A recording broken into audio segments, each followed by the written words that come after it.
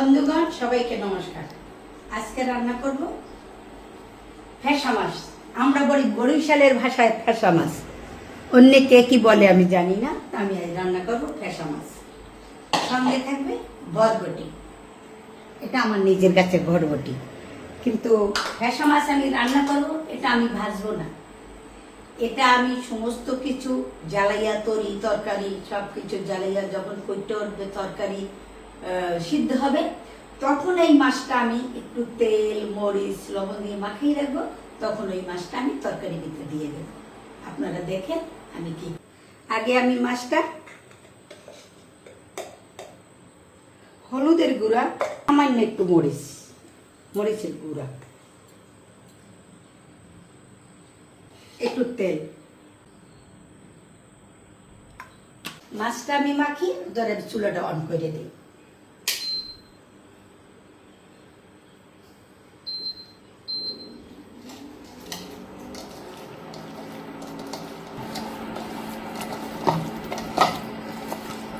মাছটা মাখিয়া আমি কিছু সময়ের জন্য রেখে দেব।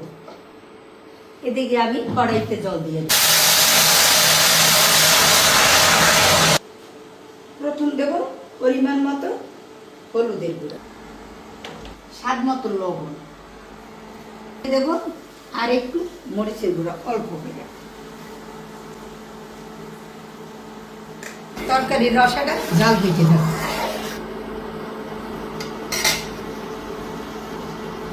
জলটা ফুটে উঠছে, এখন আমি দিয়ে দেব বরবটিগুলো।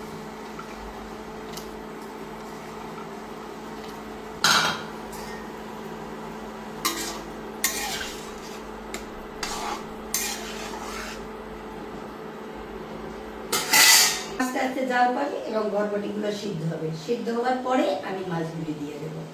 এখন আপাতত বরবটিগুলো রান্না হোক। তরকারি সিদ্ধ হয়ে গেছে, এখন আমি মাছগুলি দিয়ে দেব।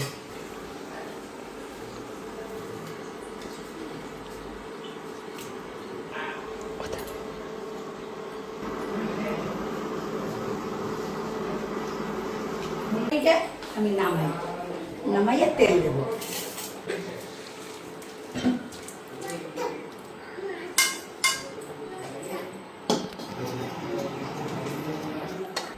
তেল দেব সরিষার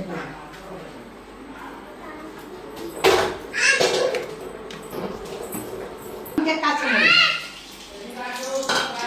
কালো জিরা হয়েছে। এখন আমি তরকারিটা ঢেলে দেবো। তার আগে একটু তেল আমি এখানে তুলে দিই, নাহলে দিলে ফ্যাট করে সব পুড়ে যাবে। এখন আমি মাছগুলি ঢেলে দেবো।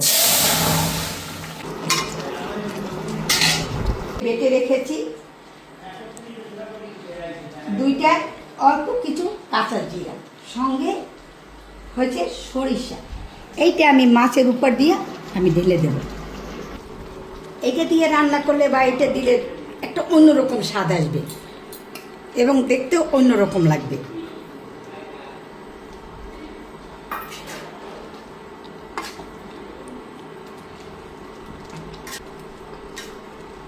এখন এই যে আমি সরিষা বাটা, দুইটা জিরা বাটা দিলাম, তার জন্য আমি কিছু সময় জাল দেবো।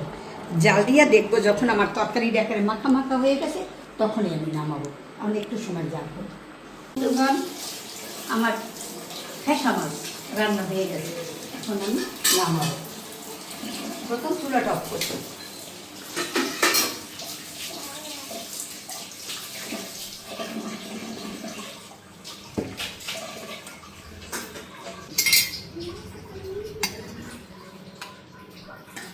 এখানে মাখা মাখা করে, কারণ পাতলা মাছ তো, আর এই দিয়েছে একটু বরবটি, তাই একেবারে মাখা মাখা করে রান্না করছি ফ্যাসা মাছ।